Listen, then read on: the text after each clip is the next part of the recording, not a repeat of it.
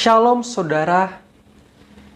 Dalam kehidupan ini kita bergumul akan namanya hidup berkenan di hadapan Tuhan. Kita diperhadapkan dengan keadaan yang baik itu membuat kita enak maupun membuat kita buruk. Saudaraku yang dikasihi oleh Tuhan, namun di dalam hal ini yang terpenting adalah bagaimana kita menyikapinya. Memang keadaannya kadang itu enak, kadang itu nggak enak. Itulah dinamika kehidupan. Sehingga di dalam kita menjalani kehidupan kita, kita memerlukan yang namanya hikmat daripada Tuhan. Waktu teduh.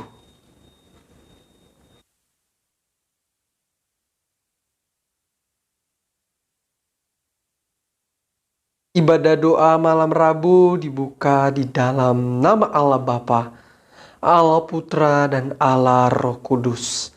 Amin. Saudaraku yang dikasihi oleh Tuhan, terkadang di dalam kehidupan kita sibuk untuk mengoreksi, kita sibuk untuk mempersalahkan orang-orang lain. Sementara kita sedikit sekali untuk mencoba mengoreksi diri sendiri. Sehingga kita melihat firman Tuhan, kita mengatakan, kita terlalu banyak melihat selumbar di mata orang, sehingga balok sendiri yang ada di mata kita tidak kita lihat. Mari bersama saudara saya mengajak kita untuk mengangkat satu nyanyian kita yang mengatakan, terpujilah Allah.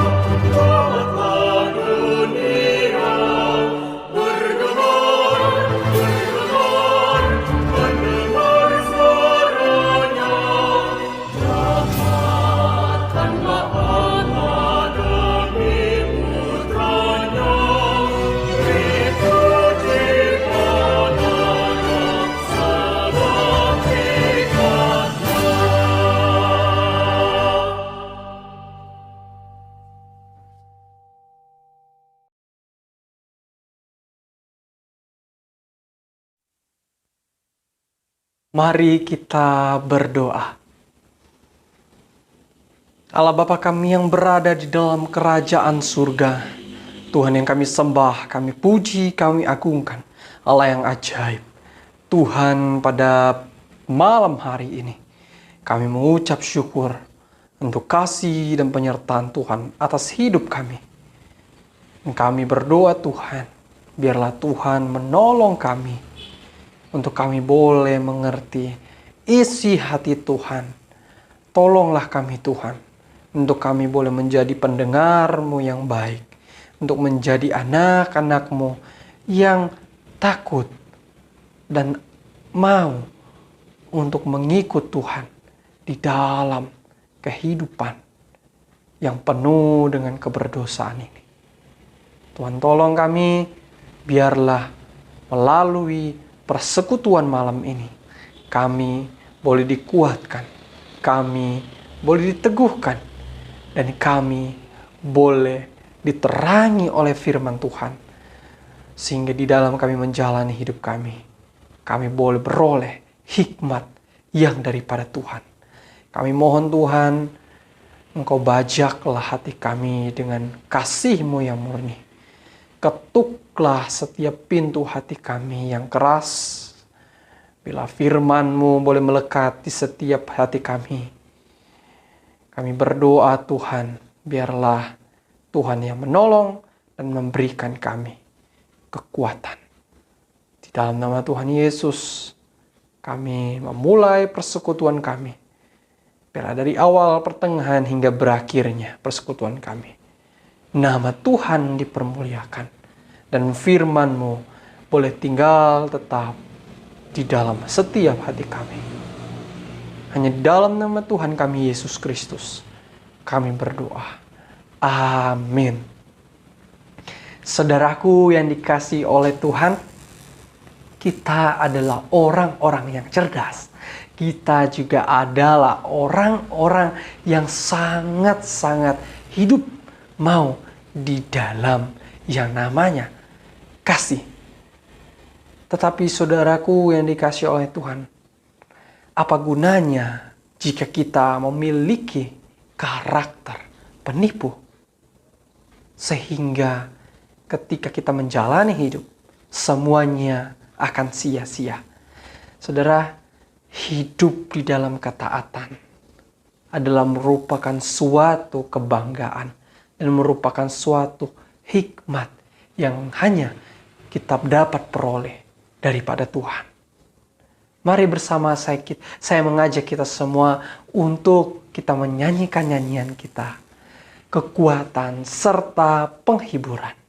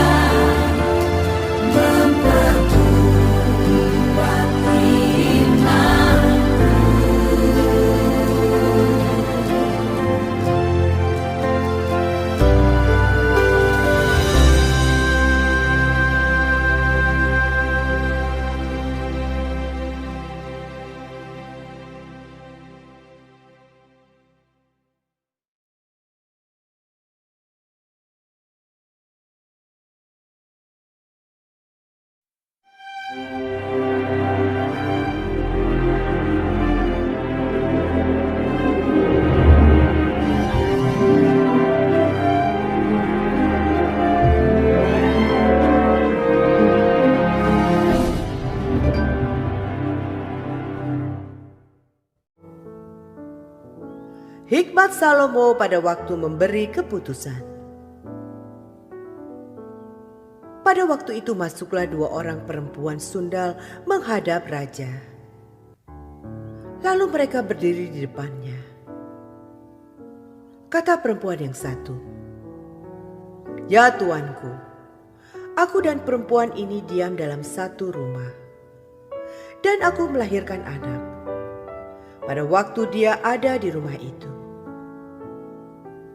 Kemudian pada hari ketiga, sesudah aku, perempuan ini pun melahirkan anak. Kami sendirian, tidak ada orang luar bersama-sama kami dalam rumah. Hanya kami berdua saja dalam rumah. Pada waktu malam, anak perempuan ini mati karena ia menidurinya. Pada waktu tengah malam ia bangun, lalu mengambil anakku dari sampingku. Sementara hambamu ini tidur, dibaringkannya anakku itu di pangkuannya. Sedang anaknya yang mati itu dibaringkannya di pangkuanku. Ketika aku bangun pada waktu pagi untuk menyusui anakku, tampaklah anak itu sudah mati. Tetapi ketika aku mengamat-amati dia pada waktu pagi itu, tampaklah bukan dia anak yang kulahirkan." Kata perempuan yang lain itu, "Bukan, anakkulah yang hidup dan anakmulah yang mati." Tetapi perempuan yang pertama berkata pula, "Bukan, anakmulah yang mati dan anakkulah yang hidup." Begitulah mereka bertengkar di depan raja. Lalu berkatalah raja, yang seorang berkata, "Anakkulah yang hidup ini dan anakmulah yang mati." Yang lain berkata, "Bukan, anakmulah yang mati dan anakkulah yang hidup." Sesudah itu raja berkata, "Ambilkan aku pedang." Lalu dibawalah pedang ke depan raja. Kata raja, "Penggalah anak yang hidup itu menjadi 2, dan berikanlah setengah kepada yang satu dan yang setengah lagi kepada yang lain." Maka kata perempuan yang empunya anak yang hidup itu kepada raja, sebab timbullah belas kasihnya terhadap anaknya itu. Katanya, "Ya tuanku, berikanlah kepadanya bayi yang hidup itu. Jangan sekali-kali membunuh dia."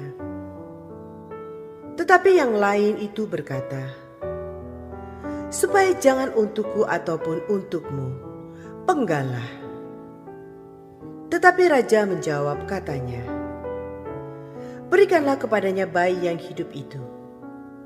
Jangan sekali-kali membunuh dia. Dia itulah ibunya." Ketika seluruh orang Israel mendengar keputusan hukum yang diberikan raja, maka takutlah mereka kepada raja.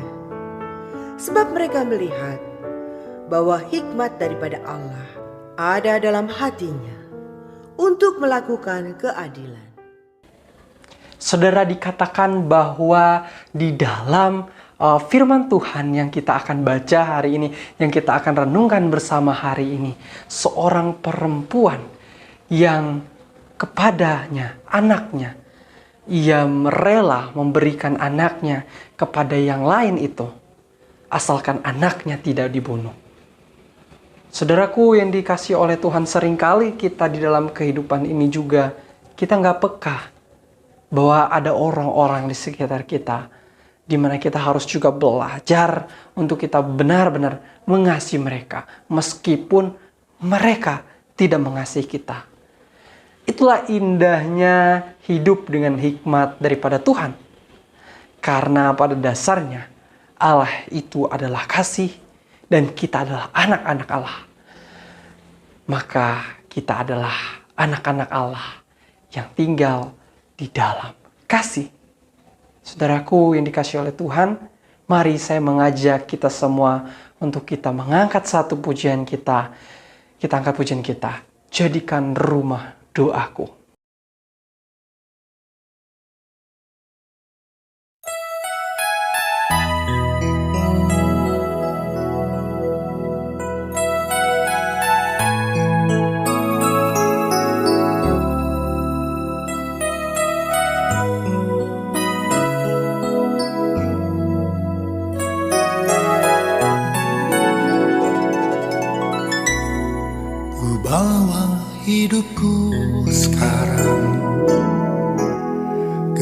tempat kudus-Mu Tuhan, di mezbah-Mu ku serahkan seluruh hidupku. Penuhi hatiku sekarang dengan urapan yang baru, agar aku lebih lagi mendengar suara-Mu. Jadikan aku, Tuhan, rumah doa-Mu, agar semua suku bangsa datang menyembah-Mu. Jadikan aku, Tuhan, rumah doa-Mu, agar semua suku bangsa datang menyembah-Mu.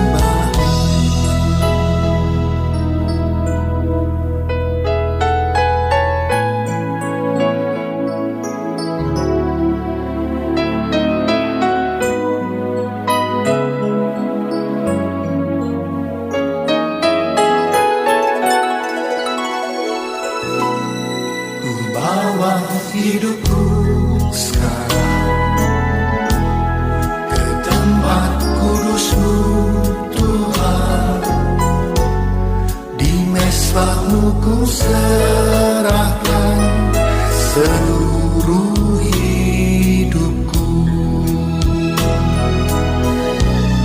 Penuhi hatiku sekarang dengan urapan yang baru, agar aku lebih lagi mendengar suara-Mu. Jadikan aku, Tuhan, rumah doa-Mu, agar semua suku bangsa datang menyembah-Mu. Jadikan aku, Tuhan, rumah doa-Mu, agar semua suku bangsa datang menyembah-Mu. Jadikan aku, Tuhan, rumah doa-Mu, agar semua suku bangsa datang menyembah-Mu. Jadikan aku, Tuhan, rumah doa-Mu, agar semua suku bangsa datang menyembah-Mu. Agar semua suku bangsa datang menyembah-Mu.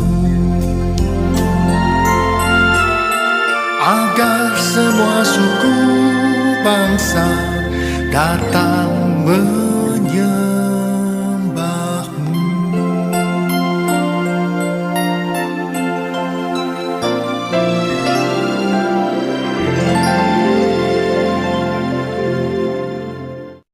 Shalom Bapak Ibu Saudara, mari kita masuk di dalam doa. Bapa yang di sorga, kami berdoa untuk persekutuan doa Rabu pada saat malam hari ini. Tuhan tolong hamba-Mu yang akan mengajar firman-Mu. Tuhan berikan suara ilahi sehingga firman-Mu yang diberitakan adalah makanan yang bergizi. Mampukan setiap kami Bapa supaya kami setia, kami mendengarkan, dan kami juga mempraktekkan dalam kehidupan kami. Karena iman tanpa perbuatan sesungguhnya adalah mati. Berbicaralah ya Bapa, sebab kami siap untuk mendengar. Kiranya namamu yang dipermuliakan, kiranya hatimu yang disenangkan, dan kiranya firman-Mu saja yang diberitakan. Dalam nama Tuhan Yesus kami sudah berdoa. Amin. Nah, saudara, tema kita pada saat malam hari ini adalah saya butuh hikmat. Gimana memperolehnya? Nah, saudara, tema ini sebenarnya bermula dari pertanyaan-pertanyaan jemaat. Ada yang berkata begini, loh, saya sedang dalam pergumulan yang hebat. Saya sedang dalam pergumulan yang berat. Karena itu saya butuh hikmat. Bagaimana saya memutuskan? Bagaimana saya berpikir? Apa yang harus saya lakukan? Sementara saudara ada lagi yang berkata, loh, saya sudah minta hikmat kepada Tuhan. Tapi kenapa sepertinya saya ini belum jadi orang yang berhikmat? Bahkan kenapa cenderung saya ini kurang berhikmat? Karena itu saudara, malam hari ini kita akan belajar bersama. Saya butuh hikmat. Bapak Ibu Saudara perlu hikmat. Saya sebagai pendeta juga perlu hikmat. Karena itu gimana memperolehnya? Saudaraku yang dikasihi di dalam nama Tuhan, misalkan ada orang yang sangat kaya raya, bahkan terkaya di dunia, kemudian mendatangi kita dan berkata, sebutkan 3 permintaanmu, maka akan aku berikan. Saudara, yang nawari ini adalah orang yang terkaya di dunia. Kira-kira apa yang Bapak Ibu Saudara minta? Coba saudara pikirkan. Kalau orang ini berkata kepada kita, sebutkan 3 permintaanmu, maka permintaan itu akan saya berikan, akan saya kabulkan. Kira-kira apa yang saudara minta? Nah, saudara, bisa jadi ada di antara kita yang berkata, saya minta mobil, saya minta rumah, saya minta uang. Untuk apa? Untuk berobat sebagai biaya kesehatan. Ataupun juga ada yang berkata, saya minta rumah, saya minta diberikan beasiswa. Kemudian juga mungkin saya minta dicarikan jodoh, saya minta diberi pekerjaan. Nah, saudara, saya yakin ada banyak di antara kita yang memiliki permintaan-permintaan. Dan kalau kita perhatikan, saudara, permintaan kita itu kebanyakan permintaan yang sifatnya apa? Materi. Saya minta rumah, saya minta mobil, saya minta motor, saya minta uang, saya minta pekerjaan, saya minta dicarikan jodoh, saya minta diberikan istilahnya saham atau sebagainya, supaya pekerjaan saya ini baik, usaha saya ini baik.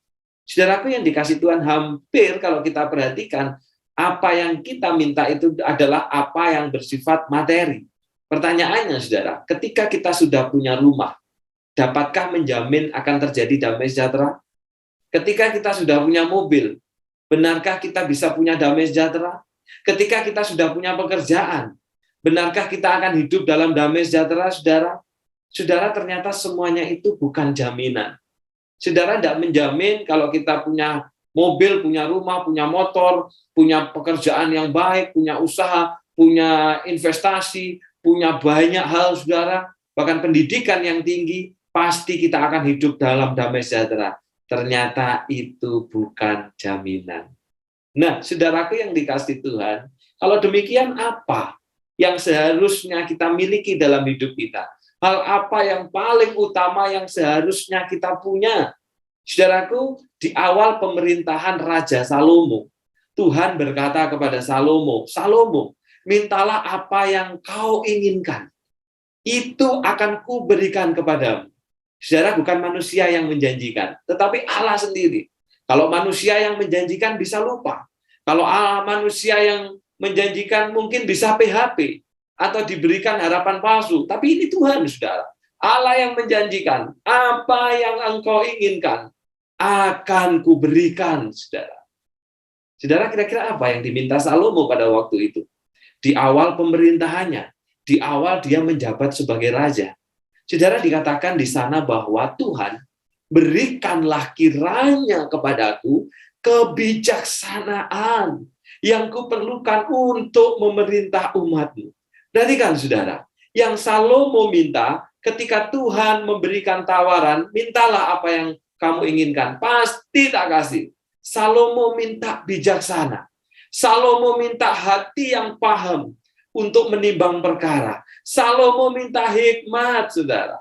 Salomo tidak minta kekayaan. Salomo tidak minta supaya musuh-musuhnya dibinasakan. Salomo tidak minta harta. Salomo juga tidak meminta supaya dia diberikan umur panjang. Enggak, saudara. Tapi yang Salomo minta adalah hikmat, kebijaksanaan.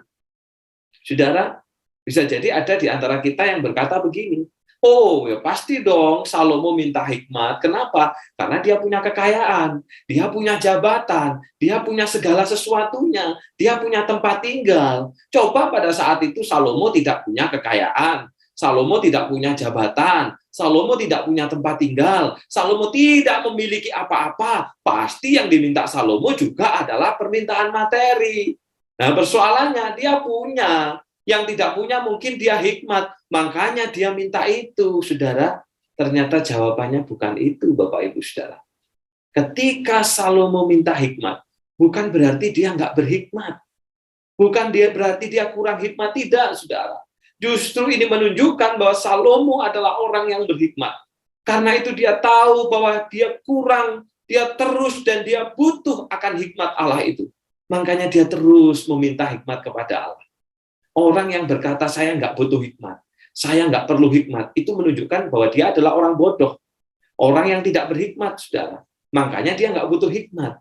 Nah, saudaraku yang dikasih Tuhan, benarkah Salomo perlu hikmat, minta hikmat karena dia sudah punya segala sesuatunya? Ternyata tidak, saudara. Kenapa? Karena, saudara, pada waktu itu adalah awal pemerintahan dari Raja Salomo. Salomo baru ditabiskan menjadi seorang raja. Dan ternyata, saudara, banyak sekali musuh dalam selimut. Salah satunya adalah Adonia, yang tidak lain adalah kakak tertuanya, saudara. Saudara, secara silsilah, secara keturunan, Adonia inilah sebenarnya yang lebih berhak untuk meneruskan kepemimpinan dari Raja Daud. Kenapa? Dia paling tua, dia paling senior, saudara. Bahkan Alkitab katakan, Adonia ini adalah seorang yang sangat tampan. Dia adalah seorang yang keperawakannya itu elok, saudara. Jadi, saudara, sudah senior, sudah didukung oleh fisiknya. Fisiknya itu cakep banget. Pantes kalau dia jadi seorang raja sebagai pengganti dari Raja Daud. Sehingga tidak mengherankan, saudara, apabila Yoab, panglima daripada tentara Raja Daud, panglima dari senior, saudara, menteri pertahanan zaman itu, dia pun turut mendukung Adonia.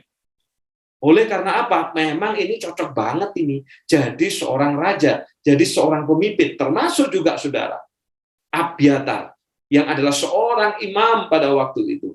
Dia pun juga mendukung Adonia. Jadi, saudaraku yang dikasih Tuhan, pada saat itu sebenarnya situasinya sedang tidak aman. Karena ada banyak musuh di dalam selimut yang sedang dihadapi oleh Salomo, saudara. Dan tidak mengherankan, jikalau di awal daripada pemerintahan Raja Salomo, banyak sekali terjadi pertumpahan darah. Kenapa? Karena memang ada banyak orang-orang yang pada waktu itu mendukung Adonia daripada mendukung Salomo menjadi seorang raja. Jadi, saudaraku, sebenarnya Salomo butuh keamanan. Sebenarnya Salomo juga memerlukan pada waktu itu kedamaian. Bahkan Salomo juga butuh supaya musuh-musuhnya itu dibinasakan, saudara. Tetapi perhatikan, saudara, Salomo tidak minta itu. Walaupun dia butuh, walaupun dia perlu, saudara. Tapi yang dia minta adalah hikmat. Walaupun dia butuh keamanan, walaupun dia butuh ketenangan, walaupun dia perlu perlindungan daripada musuh-musuhnya, karena pada saat itu sebenarnya situasinya sedang genting, saudara. Tapi yang dia butuhkan, yang dia minta adalah apa? Hikmat. Dia butuh hikmat, saudara. Dia minta hikmat. Dan yang kedua, saudara, pada waktu itu Salomo belum punya istana, loh. Jadi kalau dikatakan, oh ya pantesan dong dia cari hikmat, karena kan dia sudah punya istana. Enggak, saudara. Salomo belum memiliki istana. Termasuk juga pada waktu itu belum punya bait Allah. Sehingga saudara secara manusia, Salomo butuh biaya untuk membangun baik itu bait Allah maupun istana Salomo. Dan setelah Salomo menjadi raja memang, baru kemudian bait Allah itu dibangun, istana Salomo itu dibangun, dan itu perlu waktu 7 tahun. Oleh karena apa? Memang perlu biaya yang besar, memang butuh banyak sekali yang dikaitkan dengan hal materi untuk pembangunan bait Allah dan istana ini, saudara.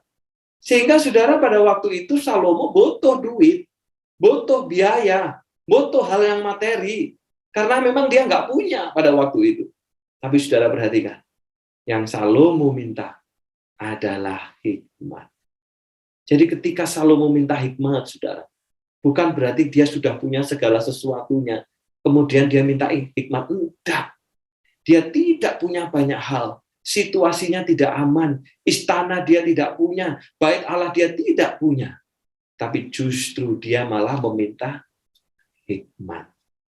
Tuhan, berikanlah kiranya kepadaku kebijaksanaan, hikmat, hati yang paham, menimbang perkara. Nah, saudaraku yang dikasih di dalam nama Tuhan, ini yang Salomo minta. Pertanyaannya, pernah enggak saudara kita minta hikmat kepada Tuhan? Karena itu saudara kalau ditanya, saya butuh hikmat, gimana caranya? Yang pertama, pernah enggak kita itu minta? Enggak pernah, ya enggak heran saudara. Kita enggak pernah memiliki hikmat. Karena ketika kita punya persoalan saudara, yang kita minta, Tuhan kasih saya supaya persoalan ini selesai. Tuhan tolong persoalan ini Tuhan cabut.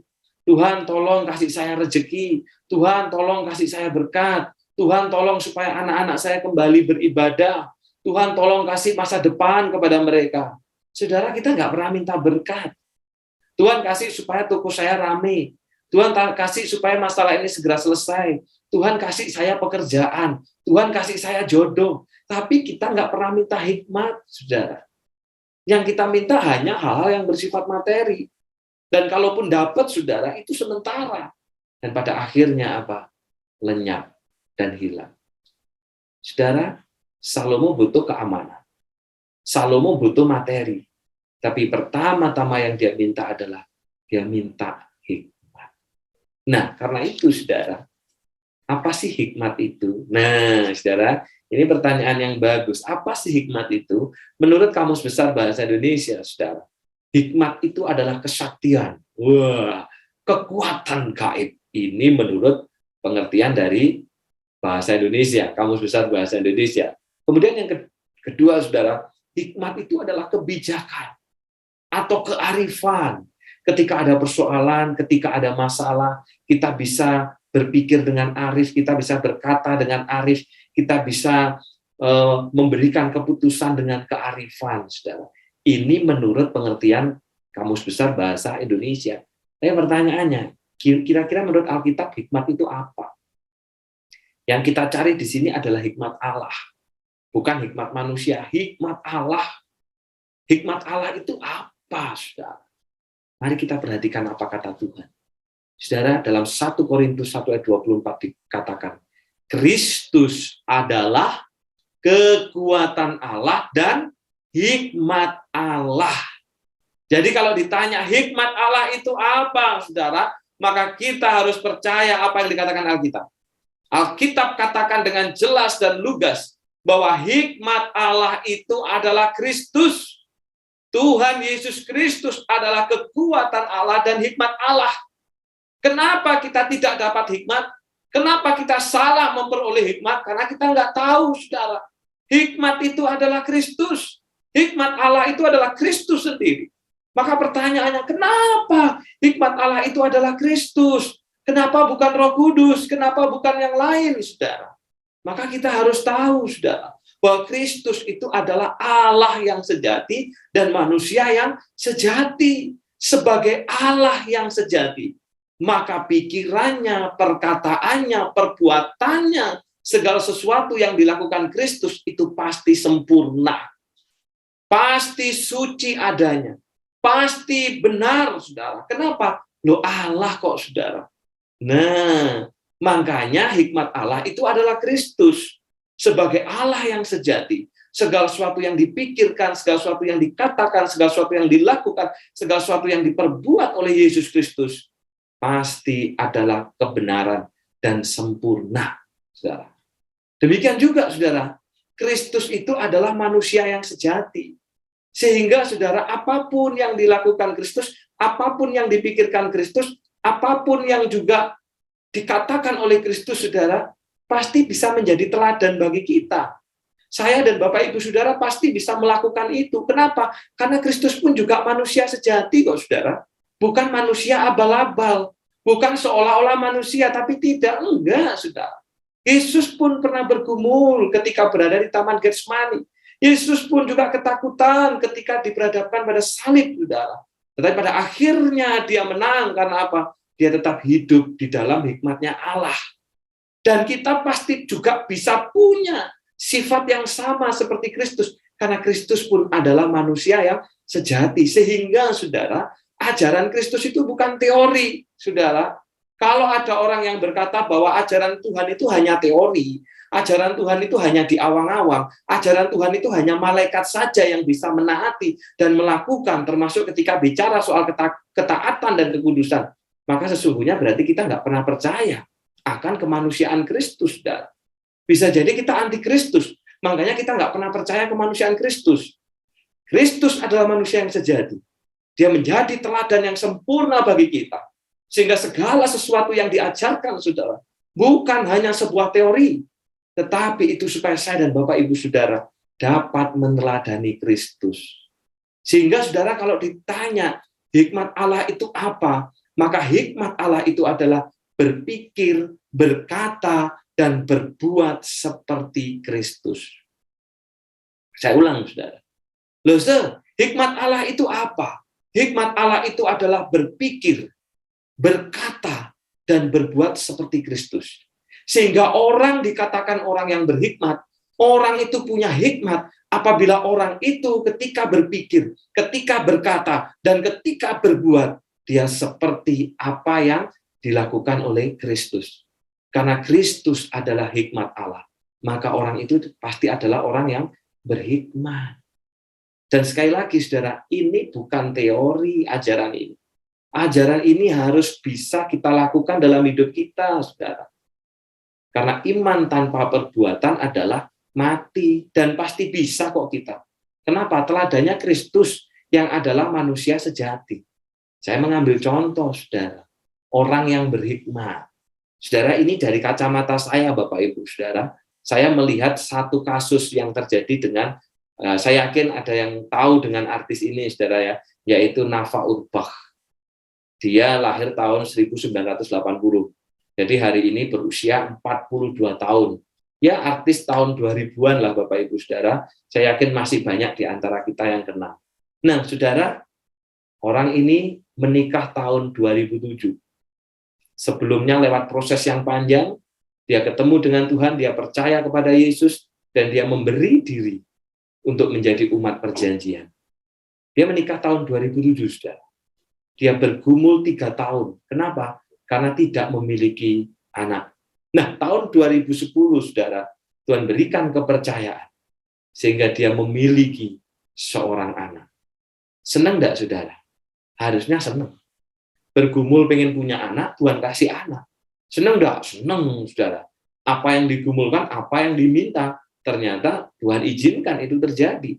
Tapi persoalannya, saudara, pada saat dia hamil 2 bulan, usia kandungan 2 bulan, dia mendapati suaminya selingkuh atau punya perempuan idaman lain. Ketika dia hamil 2 bulan, ketika dia lagi perlu dukungan dan dorongan dari suami yang 3 tahun bergumul pengen punya anak, justru pada saat itu dia dapati suaminya selingkuh. Dan itu bukan hanya sekedar kira-kira atau kemungkinan, saudara. Dia sendiri tahu hal itu. Dia sendiri mempergokinya, saudara. Termasuk akhirnya, saudara, di dalam perjalanan Bapak Ibu Saudara, dia ketika tahu suaminya akan istilahnya janjian ketemu dengan perempuan lain itu, saudara, Dia yang nyiapin. Dia siapin makanannya, dia siapin bajunya, dia siapin segala sesuatu yang dia perlukan terkait dengan dirinya sebagai seorang pria yang dilakukan oleh seorang istri, dalam arti mempersiapkan makanan, mempersiapkan bajunya, dan sebagainya. Dia siapkan, saudara. Padahal tahu pada waktu itu, saudara, sebenarnya dia mau pergi ketemu dengan pacarnya yang lain. Tapi sama Nafa ini, saudara, dia siapin. Makanya ada orang yang berkata, bodoh banget itu. Gitu loh. Ini goblok banget. Tahu suaminya begitu kok malah didukung. Bukan mendukung, saudara. Nafa ini tahu kalau suaminya salah. Tapi sebagai seorang istri, dia tetap harus mengerjakan apa yang menjadi tanggung jawabnya terhadap suami, nyiapin makan, nyiapin minum, nyiapin bajunya, dan segala sesuatunya, saudara. Nah, ini yang seringkali salah, Bapak Ibu, saudara. Di dalam kehidupan keluarga Kristen, ketika pasangan itu salah, yang salah itu kan pikirannya, yang salah itu perbuatannya. Tapi yang kita lakukan apa, saudara? Tidak dikasih makan, tidak dikasih minum, dibiarkan, dicuekin, gitu kan? Kita biarkan, enggak. Saudara, kita nggak hidup menurut ajaran Tuhan, kita nggak berhikmat, saudara. Karena ajaran Tuhan berkata kepada kita, hai istri, tunduklah kepada suamimu seperti kepada Allah. Walaupun dia salah, iya salah memang, tapi tetap mengerjakan segala sesuatunya. Karena itu memang jadi tanggung jawabnya, bukan berarti mendukung perselingkuhan suaminya, tidak, saudara. Lalu saudara, suatu kali ada seseorang yang mewawancarai dan bertanya, apa yang membuatmu bisa melakukan itu? Dia menjawab, Tuhan. Hanya Tuhan yang membuat saya bisa melakukan semuanya itu. Saya tetap melakukan kewajiban saya, walaupun saya tahu saya disakiti. Walaupun tahu saya dikhianati. Tapi saya tahu sebagai seorang istri, saya tetap harus mengerjakan apa yang memang menjadi kewajiban saya terhadap suami saya. Nah, saudara, ini orang yang berhikmat, saudara. Artinya apa? Apa yang dikatakan, apa yang dipikirkan, apa yang dilakukan, itu sama seperti Kristus. Saudara, bukan ya sudahlah, cerai saja, cari suami baru, atau ya sudah didiamin aja. Enggak, saudara. Makanya ini bukan teori. Ajaran ini bukan teori, saudara, tapi ajaran ini harus bisa hidup di tengah-tengah kita. Saudara, Nafa ini adalah salah satu contoh saja. Ada banyak contoh yang lain, termasuk kita, saudara. Saya yakin, setiap kita pun juga ada mengalami hal-hal yang mungkin terkait dengan kehidupan keluarga, dan kita belajar untuk hidup sesuai firman Tuhan. Dia belajar hidup sesuai dengan firman Tuhan. Dan saudara, kemudian dia mempertahankan keluarganya itu selama 7 tahun. 7 tahun dia pertahankan keluarganya. Walaupun dia tahu bahwa suaminya itu selingkuh. Tapi dia terus bertahan selama 7 tahun. Sampai akhirnya, tahun 2017, saudara, suaminya minta cerai. Suaminya yang menceraikan, bukan dia. Nah, karena suaminya ya tidak bisa berbuat apa-apa, saudara. Lalu kemudian dia ditanya, apa yang membuatmu bisa mempertahankan pernikahan selama 10 tahun dan 7 tahun ditinggal selingkuh? Apa karena anak?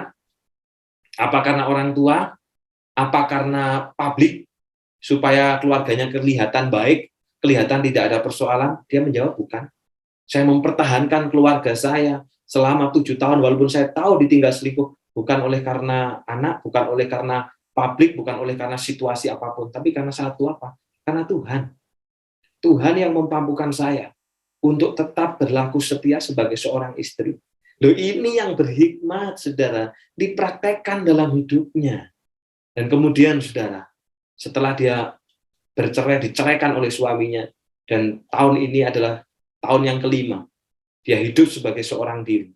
Dia pernah diwawancarai, saudara, di dalam satu acara talk show begitu kan, dia ditanya, saudara, ditanya begini, ada enggak keinginan untuk menikah? Lalu dia bilang, banyak yang istilahnya nembak saya banyak. Karena memang masih 42 tahun, saudara. Artinya juga dia masih usianya masih muda lah, artinya begitu. Ada banyak yang tanya, ada nggak yang naksir? Banyak. Gitu kan, banyak yang naksir saya, banyak yang mau dengan saya. Banyak sudah. Mulai dari artis maupun juga pengusaha.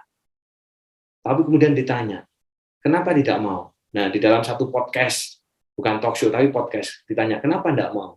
Dia kemudian berkata, saya tidak mau bukan saya tidak laku, enggak. Ada banyak yang suka. Tapi saya tidak mau menikah lagi. Karena saya meyakini bahwa pernikahan itu 1 kali selama-lamanya. Saya sudah disatukan dengan mantan suami dan saya percaya bahwa menikah itu satu kali untuk selamanya. Karena itu saya tidak mau menikah lagi. Loh, saudara, ini orang yang berhikmat, saudara. Apa yang dipikirkan, apa yang dikatakan, apa yang dilakukan sesuai dengan ajaran Tuhan. Itu orang yang berhikmat. Dan ini bukan teori. Saudara, kita harus bisa melakukannya. Pertanyaannya, kenapa ada banyak orang yang tidak bisa? Bahkan yang mempodcast itu pun, wah kalau saya berat. Karena kita hanya mendengar firman. Tapi kita tidak berjuang untuk menghidupi firman. Kita hanya tahu firman. Tapi kita tidak berjuang untuk melakukan firman. Sehingga firman Tuhan hanya jadi seperti sebuah pengetahuan saja. Dan pengalaman pribadi akhirnya dijadikan alasan bahwa kita tidak bisa melakukan firman. Padahal itu karena kita sendiri yang tidak mau mentaati apa yang Tuhan katakan. Nah, saudaraku yang dikasih di dalam nama Tuhan, ini orang yang berhikmat. Lalu kemudian ditanya, ada kemungkinan enggak nanti bisa kembali dengan mantan suami? Dia bilang, kalau suami saya mau kembali, ya saya akan menerima.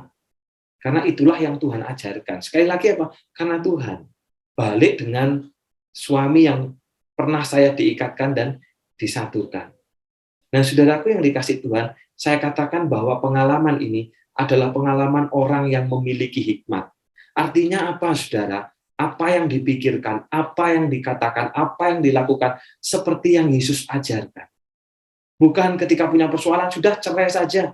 Dia cerita, saudara, banyak orang yang menasihati supaya pada waktu itu dia tinggalkan suaminya, termasuk sekarang cari suami baru dan sebagainya. Tapi dia berkata, saya mau hidup sesuai dengan ajaran Tuhan.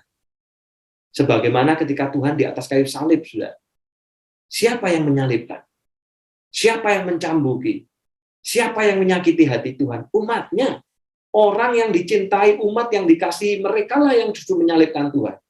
Tapi Tuhan berkata apa? Ampunilah mereka.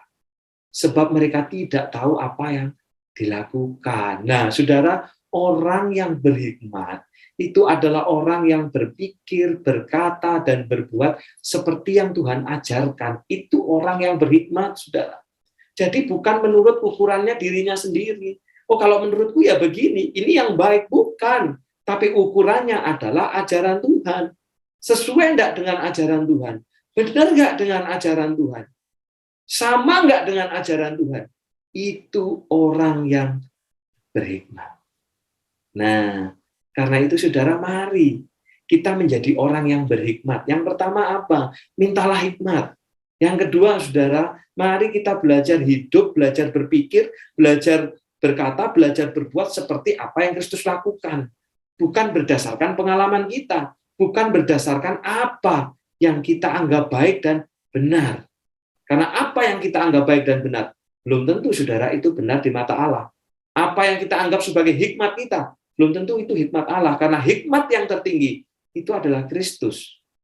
Dan ajarannya, itu yang harus menjadi hikmat kita. Nah, saudaraku yang dikasih di dalam nama Tuhan, Kristus adalah kekuatan Allah dan hikmat Allah. Kalau saudara ingin punya hikmat, mintalah hikmat itu. Dan mari kita berpikir, kita berkata, kita berbuat seperti yang Kristus ajarkan.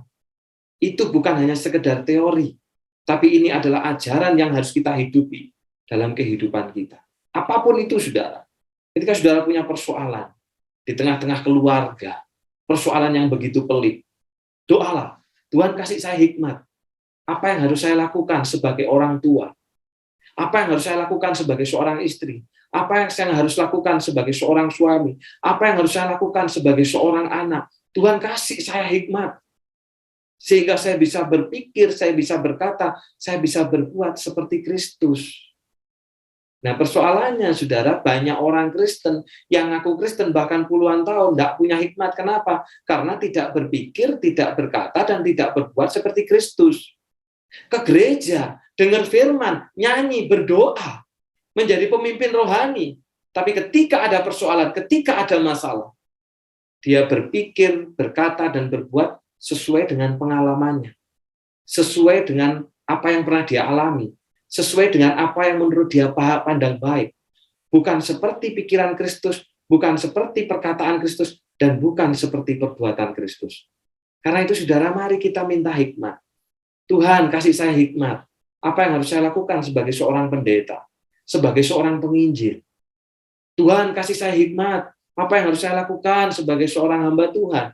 Tuhan kasih saya hikmat, apa yang harus saya lakukan sebagai seorang majelis, sebagai seorang pengurus komisi, sebagai pelayan Tuhan. Tuhan kasih saya hikmat, sehingga saya bisa berpikir, saya bisa berkata, saya bisa berbuat seperti pikiran Kristus, bukan pikiran saya sendiri.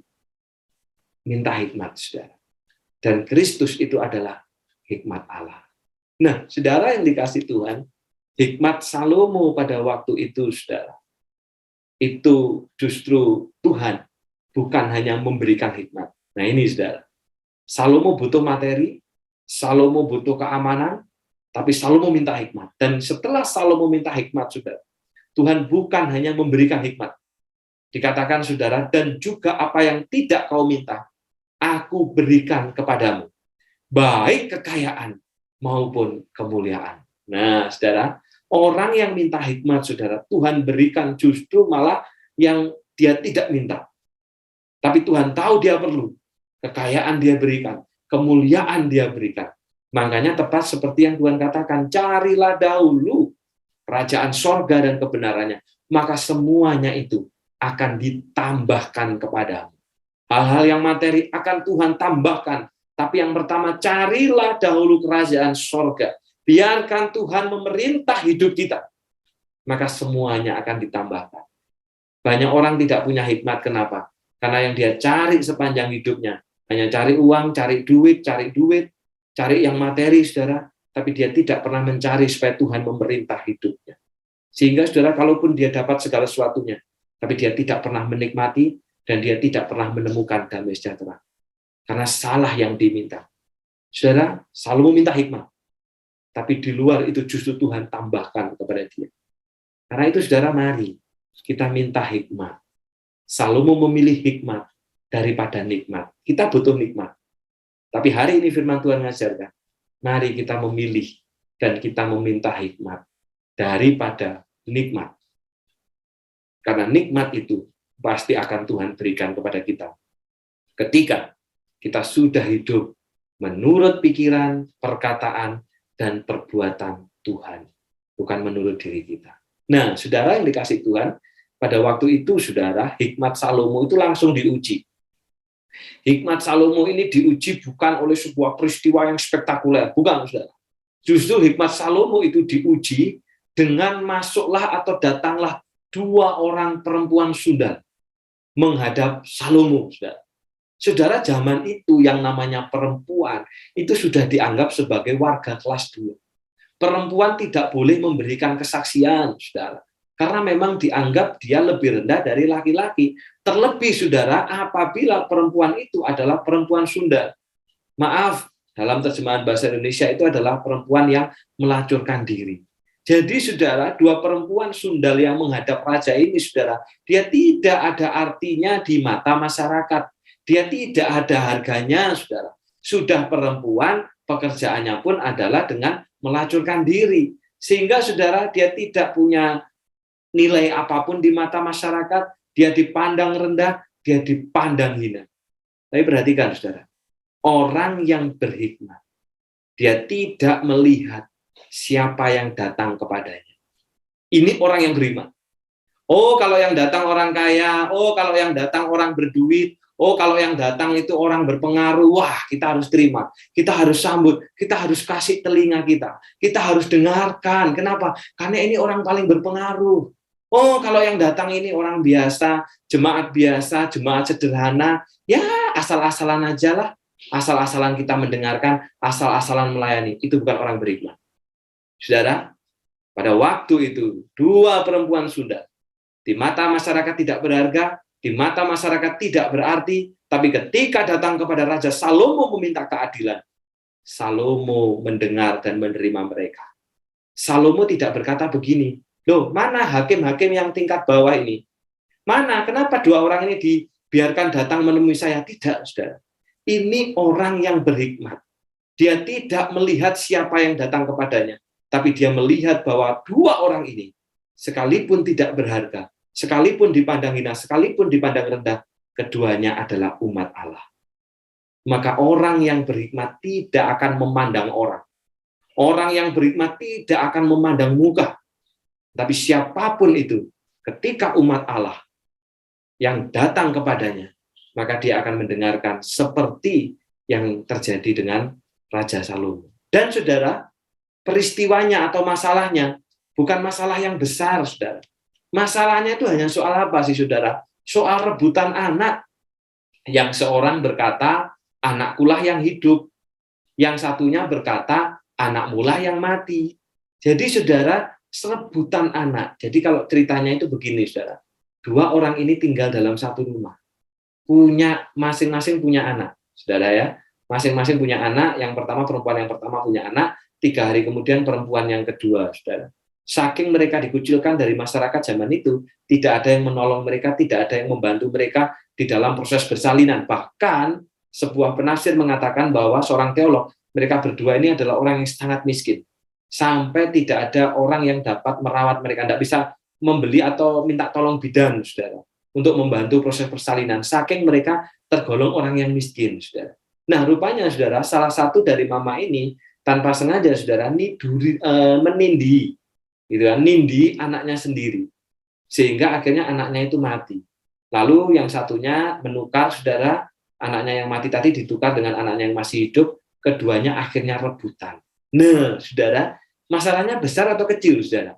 Saudara, kalau menurut ukuran manusia, masalahnya kayak masalah kecil. Kalau soal rebutan anak, apalagi maaf, anaknya ini anak yang lahir dari apa, saudara? Perzinahan, saudara. Kenapa? Karena tidak disebutkan siapa suaminya. Dan pekerjaannya jelas adalah pekerjaan yang melacurkan diri. Bisa jadi, saudara, orang akan berkata begini, sudahlah Bu, gitu ya, gini aja sudah, cari aja lagi anak yang baru atau buat aja sudah anak yang baru, kan nggak masalah gitu loh, ya sudah diikhlasin aja. Bisa jadi orang berpikir begitu, tapi tidak orang yang berhikmat, saudara. Orang yang berhikmat tidak melihat persoalan itu secara sederhana. Oh, ini mah persoalan kecil. Tidak, saudara. Tapi dia betul-betul bersungguh-sungguh untuk mendengarkan, dan dia akan menyelesaikan dengan cara Tuhan. Saudaraku yang dikasih dalam nama Tuhan, ini yang dilakukan oleh Salomo. Walaupun kelihatannya itu masalah sederhana, tapi saudara, sebenarnya memang tidak sederhana. Kenapa? Karena zaman itu nggak ada CCTV-nya, nggak ada saksinya. Anaknya pun baru umur 1 mingguan, saudara. Terus kemudian nggak ada tes DNA.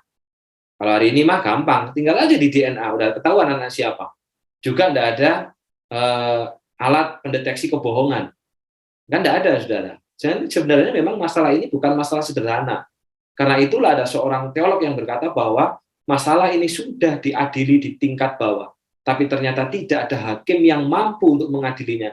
Karena itu dibawa kepada Raja Salomo. Tapi sekali lagi, saudara, Salomo menerima mereka berdua tanpa mempertanyakan statusnya, tanpa mempertanyakan kondisinya, tanpa mempertanyakan apapun. Terima mereka berdua. Dan inilah orang yang berhikmat.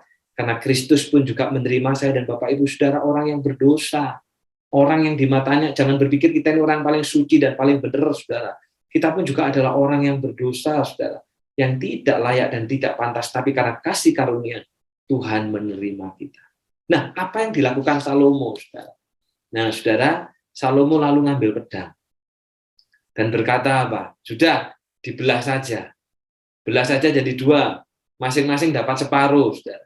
Wah, seolah-olah kejem, saudara ya.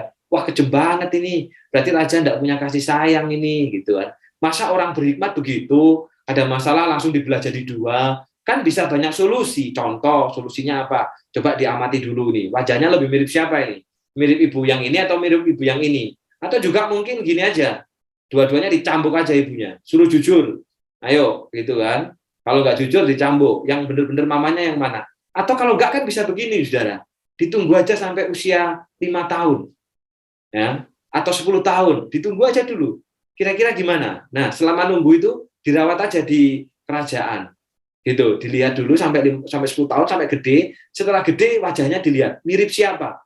Mirip ibu yang pertama atau mirip ibu yang kedua? Nah, kan bisa begitu, saudara. Tapi ternyata tidak. Maka pertanyaannya, kenapa Salomo mengambil solusi yang demikian? Dia mengambil pedang dan berkata, udah dibelah aja jadi 2. Kenapa itu, saudara? Kenapa enggak yang lain? Kan banyak cara-cara atau alternatif yang lain atau opsi yang lain. Kenapa, saudara? Saudara yang dikasih Tuhan, ini adalah orang yang berhikmat. Apakah tindakan ini hikmat Allah? Ya, saudara. Kenapa, saudara? Karena model ini atau solusi seperti ini, itu sudah ada di dalam Alkitab, saudara. Sudah diatur, Bapak Ibu Saudara, yaitu dalam Keluaran 21 ayat 35. Memang ini konteksnya soal binatang atau hewan, soal lembu. Apabila lembu seseorang menanduk lembu orang lain sehingga mati, maka lembu yang hidup itu apa? Harus dijual. Uangnya dibagi dua. Dan binatang yang mati itu pun harus dipotong, dibelah, dibagi dua. Jadi ceritanya begini, saudara. Ada dua umat, punya lembu. Nah, lembu yang satunya ini menanduk lembu umat yang satunya. Sehingga lembu umat yang satunya ini mati. Nah, ya apa solusinya, saudara? Maka lembu yang hidup itu dijual. Uangnya dibagi dua, sama rata. Gitu kan, 50%. Nah, lembu yang mati ini gimana? Dibelah jadi dua juga. Dagingnya dibagi dua, separuh dapat separuh. Nah, jadi saudara, apa yang Salomo lakukan ketika dia berkata bahwa ambil pedang, belah jadi dua, itu memang sudah Tuhan ajarkan. Dalam konteks memang adalah soal binatang. Tapi saudara, lewat cara inilah, pada akhirnya ketahuan, saudara, siapa mama yang sesungguhnya. Karena Salomo tahu, seorang mama, dia tidak akan rela apabila anaknya dibunuh. Saudara, kenapa Salomo bisa berpikir begitu juga? Karena Salomo juga mengalami sendiri, saudara. Bagaimana Batsheba ketika mendengar bahwa Adonia sudah dikatakan orang sebagai seorang raja.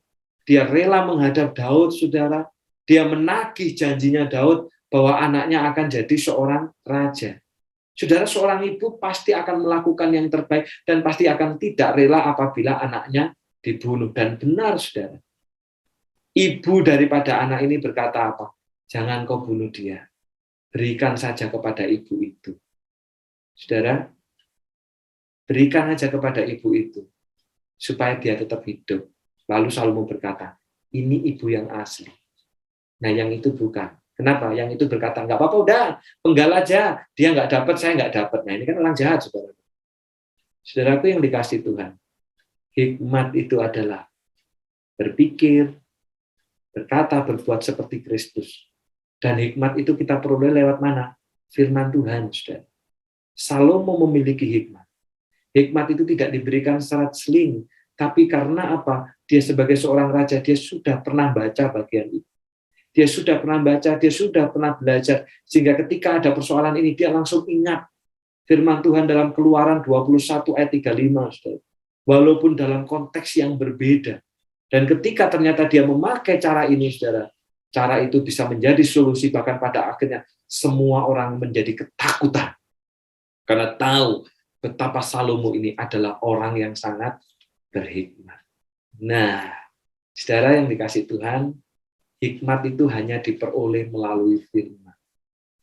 Ada orang minta hikmat, berdoa supaya dapat hikmat, tapi tidak pernah baca firman, tidak pernah merenungkan firman Tuhan, tidak setia kepada firman, ya tidak bisa kita punya hikmat, saudara. Karena hikmat itu bukan seperti sebuah ilmu kanuragan yang sakti, sekali minta langsung diberi, tidak. Hikmat itu adalah berpikir, berkata, berbuat seperti Kristus. Dan Kristus memberikan firman-Nya bagi kita. Tanpa belajar firman, kita tidak akan pernah bisa punya hikmat. Tanpa kesetiaan dan juga terlebih, tanpa melakukan firman itu, mempraktekkan firman itu, kita juga nggak akan pernah bisa punya hikmat. Saudara. Salomo mempraktekkan firman itu. Dia belajar firman Tuhan, dia praktekkan ketika ada persoalan. Saudara. Dan dia disebut sebagai orang yang berhikmat. Saudara yang dikasih Tuhan, suatu kali ada orang tua yang cerita, saudara, bahwa memiliki persoalan pelik di dalam keluarga. Saudara, ini terjadi dulu ketika saya masih pelayanan bukan di tengah-tengah GKT, saudara. Dia menceritakan bahwa hubungannya dengan anaknya itu sangat tidak baik sekali. Ada kekecewaan dari anaknya terhadap mamanya ini, saudara, yang tidak pernah tahu kenapa. Saudara yang dikasih Tuhan, sehingga sampai anaknya ini akhirnya jatuh pada hal yang salah. Lalu dia berkata, loh, saya sudah berdoa supaya Tuhan kembalikan anak saya, supaya Tuhan buat bertobat. Lalu kemudian saya bertanya, pernah enggak ibu berdoa, Tuhan kasih saya hikmat, supaya saya bisa melakukan yang benar terhadap anak saya. Dia menjawab, enggak. Nah, itu persoalannya. Kita berdoa supaya anak bertobat, anak pulih, anak kembali, tapi kita sebagai orang tua enggak pernah minta hikmat. Supaya kita bisa mengajar, supaya kita bisa mendidik sesuai dengan caranya Tuhan. Kita sendiri tidak berubah, saudara. Nah, saudaraku yang dikasih Tuhan, hikmat itu diperoleh lewat firman Tuhan. Karena itu, saudara, gimana caranya memperoleh hikmat? Satu, minta kepada Allah. Dan yang kedua apa? Hidupi firman Tuhan. Renungkan firman Tuhan. Lakukan firman Tuhan. Firman Tuhan bukan teori. Firman Tuhan ajaran yang harus kita praktekkan.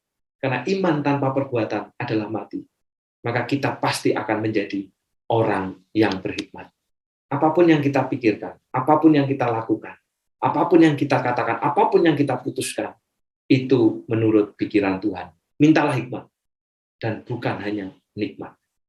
Hikmat diperoleh melalui kesetiaan, membaca dan merenungkan firman Tuhan setiap hari dan melakukannya dalam hidup kita. Semoga kita menjadi orang yang berhikmat. Tuhan memberkati. Kita berdoa. Bapa yang di surga, terima kasih Tuhan firman-Mu pada saat malam hari ini. Tolonglah kami supaya kami menjadi orang yang berhikmat Tuhan. Apa yang kami pikirkan, apa yang kami katakan, apa yang kami lakukan. Seperti apa yang Tuhan katakan. Seperti apa yang Tuhan pikirkan. Seperti apa yang Tuhan lakukan. Dan tolonglah kami Bapa, supaya kami dapat memperoleh hikmat itu oleh karena kesetiaan kami kepada firman-Mu. Karena tanpa firman Tuhan, tanpa mendengarkan, tanpa merenungkan, tanpa menghidupi, tanpa mempraktekannya dalam hidup kami tidak akan pernah menjadi orang yang berhikmat. Sebaliknya, kami hanya akan menjadi orang yang terus berbuat jahat. Mampukan umat-Mu, Bapa. Secara khusus pada saat ini, Bapa, hamba-Mu berdoa untuk Ibu Goiing yang ada di Surabaya, yang sedang diobservasi untuk bisa menentukan hasil apakah bisa dilakukan tindakan operasi atau tidak. Kami memohon hikmat Allah. Tuhan berikan hikmat supaya apapun yang dipikirkan, apapun yang diputuskan, Tuhan sendiri akan menolong. Demikian juga untuk Ai Jayin Tuhan, yang pada esok hari pun juga rencananya akan dioperasi mata. Kiranya juga Tuhan menolong, memberikan hikmat, bagaimana harus hidup, bagaimana harus menaruh harapan hanya kepada Tuhan sendiri. Dan segala sesuatu yang diperlukan, Tuhan sendiri akan menolong. Demikian juga untuk Ai Sulicen, Bapak, juga Tuhan kiranya Engkau terus memulihkan dengan gejala tipes yang dialami, dapat kembali sehat, kembali pulih, dan kiranya Allah sendiri yang memberikan hikmat kepadanya. Demikian juga Bapak setiap kami yang sedang bergumul dengan kehidupan kami.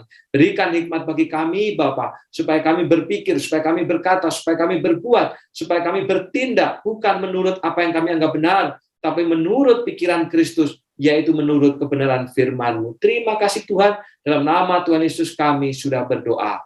Amin. Persekutuan doa Rabu kita pada malam hari ini selesai.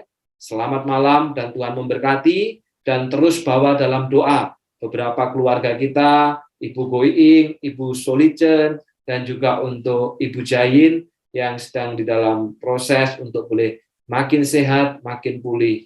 Tuhan memberkati.